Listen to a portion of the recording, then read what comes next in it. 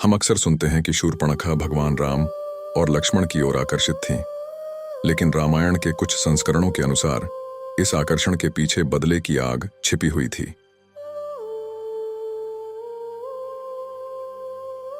जब शूर्पणखा बड़ी हुई, शूर्पणखा को दुष्ट बुद्धि से प्रेम हो गया।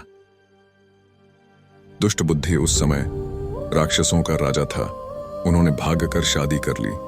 जब ये बात रावण को पता चली तो वह क्रोधित हो गया, क्योंकि सदियों से दानवों और दानवों में शत्रुता चली आ रही थी।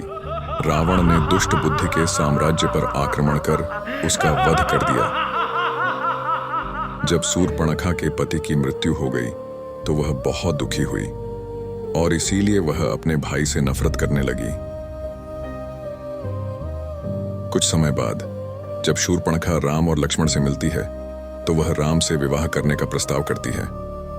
राम उसे अस्वीकार कर देते हैं और लक्ष्मण उसका अपमान करते हुए उसकी नाक और कान काट देते हैं। इस अपमान से क्रोधित होकर शूर्पणखा रावण के पास जाती है और उससे बदला लेने की गुहार लगाती है। यह अपमान उसकी व्यक्तिगत प्रतिशोध की भावना को जन्म देता है, जो आगे चलकर रावण को राम से टकराने के लिए प्रेरित करता है। शूर्पणखा के अपमान ने उसे रावण के खिलाफ एक साजिशकर्ता के रूप में खड़ा कर दिया।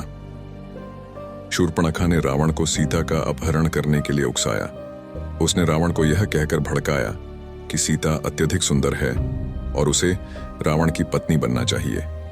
रावण अपनी बहन के अपमान और शूर्पणखा द्वारा सीता के सौंदर्य का वर्णन सुनकर अत्यधिक प्रभावित हुआ और उसने सीता का अपहरण करने का निर्णय लिया।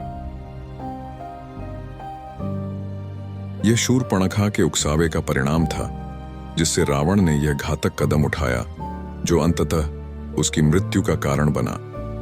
शूर्पणखा जानती थी कि रावण सीता के सौंदर्य के प्रति आकर्षित हो जाएगा और अपने अहंकार के कारण उसे पाने की कोशिश करेगा।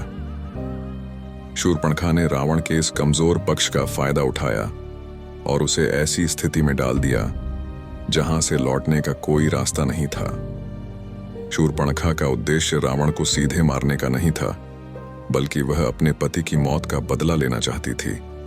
उसने यह जानबूझकर किया कि रावण का राम से टकराव उसकी मौत का कारण बनेगा। रावण ने जब सीता का अपहरण किया तब उसने राम से प्रत्यक्ष रूप से दुश्मनी मोल ली, जो अंततः उसके विनाश का कारण बना।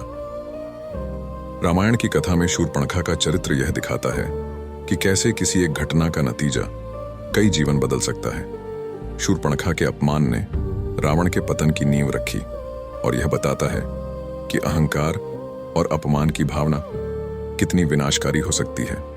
शूर्पणखा का बदला न केवल रावण के विनाश का कारण बना, बल्कि पूरे लंका का भी विनाश हुआ।